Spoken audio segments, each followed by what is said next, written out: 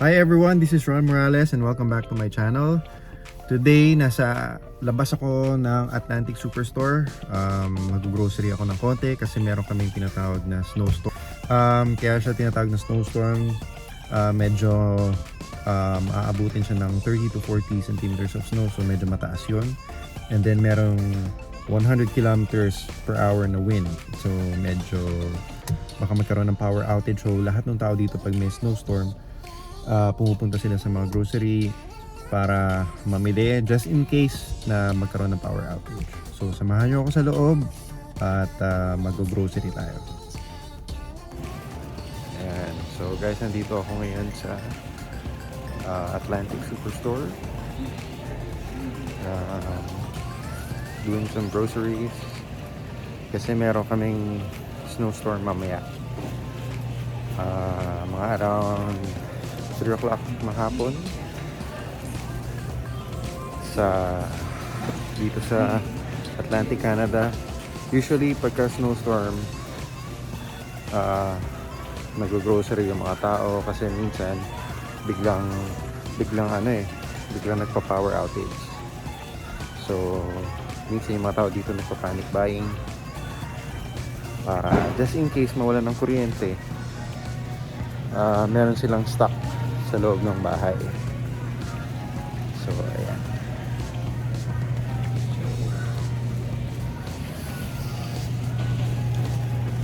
Grocery. So ano ba yung mga binibili pag merong snowstorm dito sa Canada? Well, usually mga chips, mga chicheria. Pero kami, since Filipino naman, nagluluto kami na maraming ulam para kung sakaling mag brown out or power outage at yung tawag nila, meron kaming food. Yan.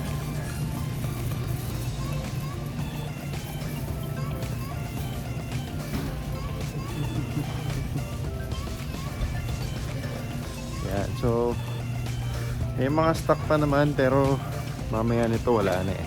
Paubos na yan.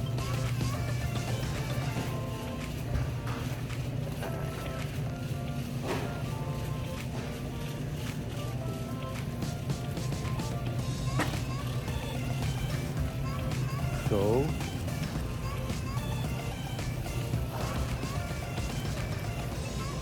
yan, dito tayo sa meat section.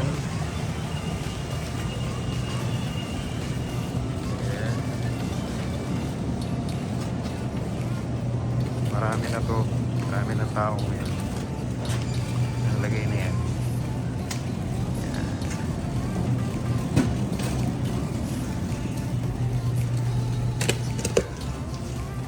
Yan. So kung nakikita ninyo, mga tao nag-grocery na. Dito kasi konting storm, medyo sila,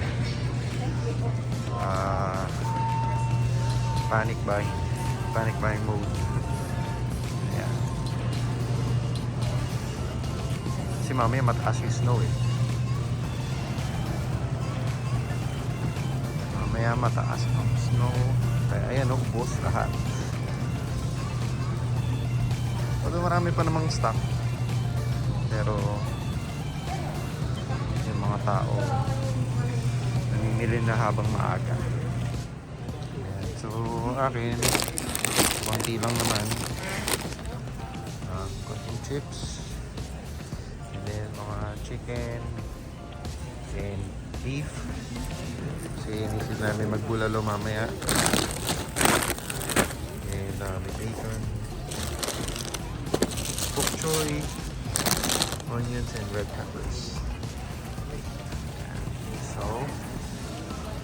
punta na tayo doon para magbayad. Superstore. Ito yung isa sa mga groceries dito sa PEI. Actually maraming grocery dito. Meron sa Walmart and meron sa Sobeys, and isa tong Atlantic Superstore. Meron din mga Pilipino dito na nag-work.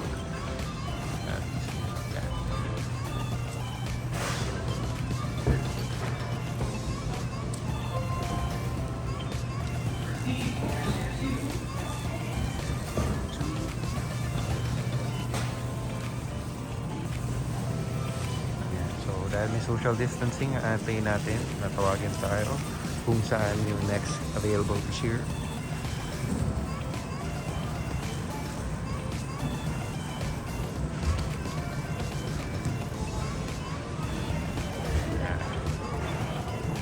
Parang may isang Pinoy dun. Isang Pinoy na nag-work. Ayan. Cashier 4. Proceed to cashier 4. Cashier 4. Ayan mo, dito tayo sa Pinoy. Ito, wag na to.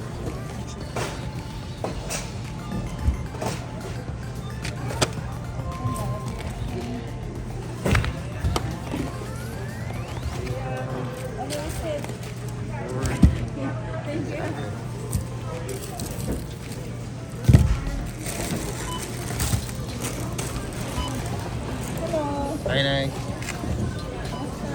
Okay lang.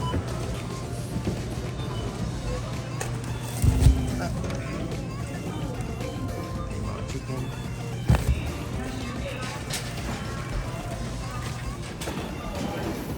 Yan, babait na ako.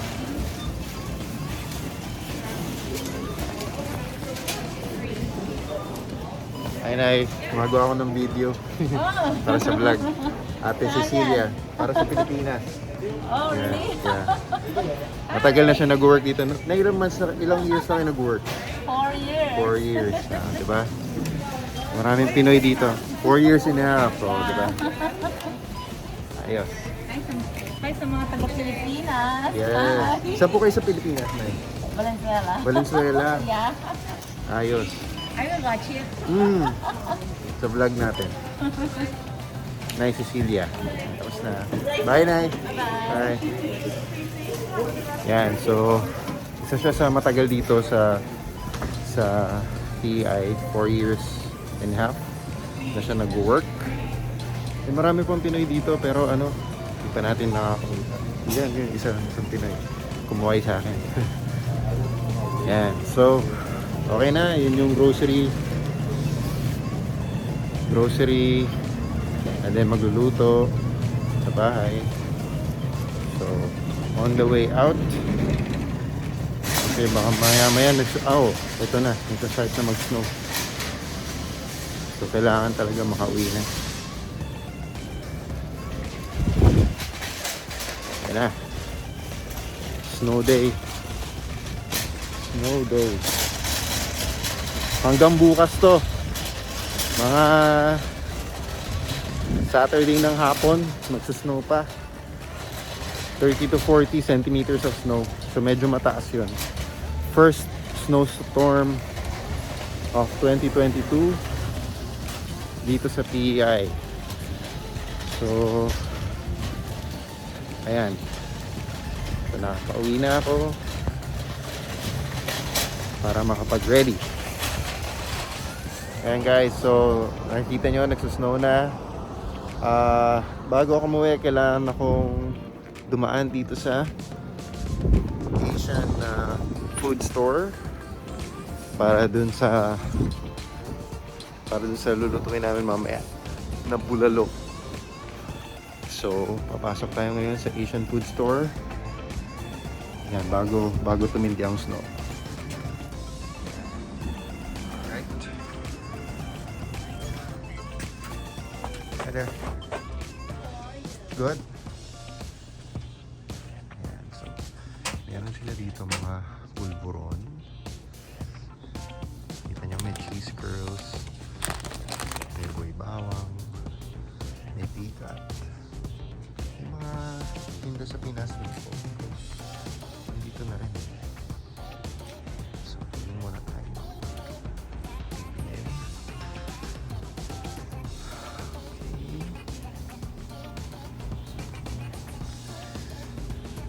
Kailangan ko ng meron ding release na peanut butter, pang kare-kare. Yan ba yun? Bar, yes. So meron din dito tatak bulakan. Marami Meron pa dito Japan. Marami na rin products dito mga Asian. Para ka na rin sa Pilipinas.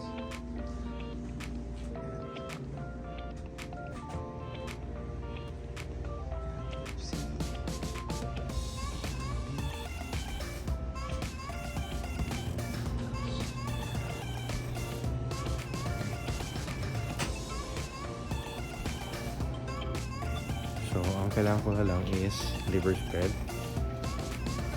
na pinapabili sa akin. Okay. Naghahanap pa kasi ako ng red na hotdog. Pero wala silang stock. So, ang need ko na lang bilhin is liver spread.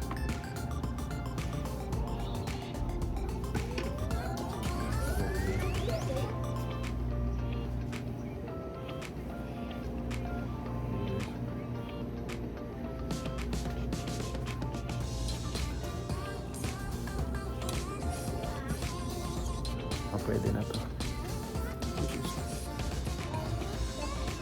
Wala nang stock.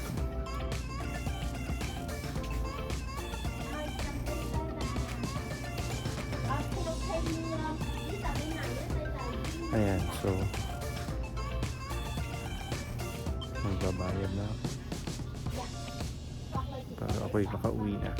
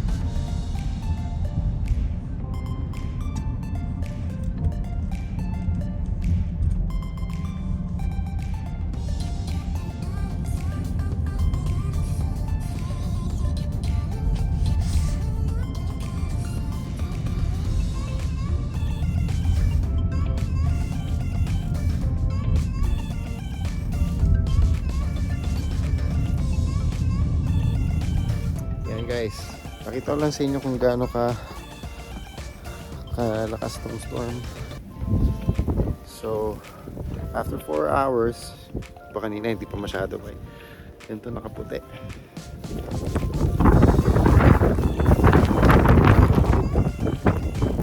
Puti na siya.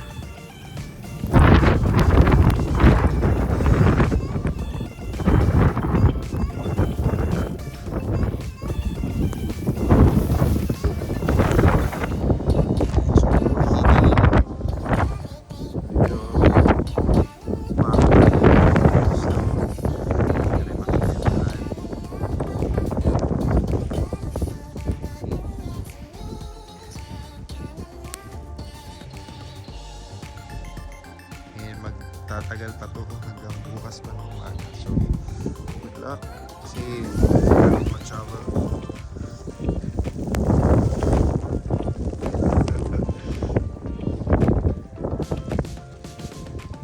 And it's only 4 o'clock ng hapon. So, hanggang bukas pa yan.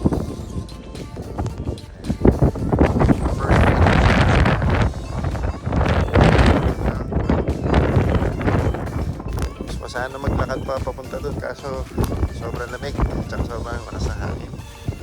So dito na lang muna tayo. Alright.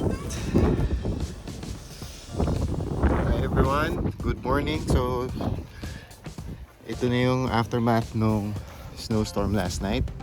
Yesterday pala. Ayan, so talagang hanggang bewang yung snow.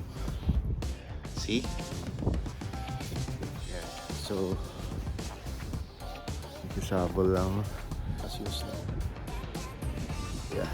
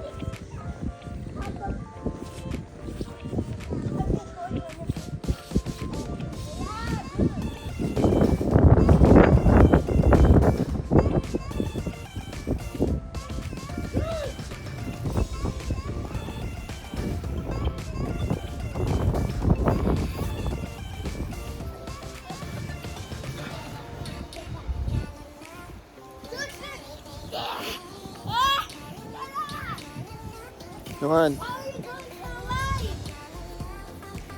Keep walking.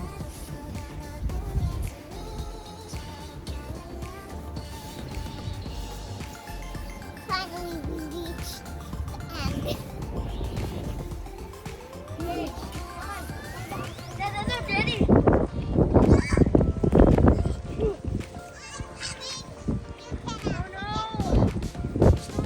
So ayan, pumasok muna ako kasi sobrang lamig sa labas. And medyo namamanhid na yung mga daliri ko kaya pumasok muna ako kasi sobrang lamig at sobrang hangin. Itutuloy-tuloy lang mami yung shovel. But anyway, thank you all for joining me. Gusto ko lang i-share kung ano yung nangyari dito pagka snowstorm. Please like, share, and subscribe to my YouTube channel, Ron Morales channel. And Instagram is Ron Morales Official. So yeah. So abangan nyo pa yung mga videos na ipapakita ko kung ano man ang mga nangyayari dito sa PEI. At kung ano man yung mga winter activities dito sa PEI. So abangan nyo yun. So see you all soon. Stay safe and God bless.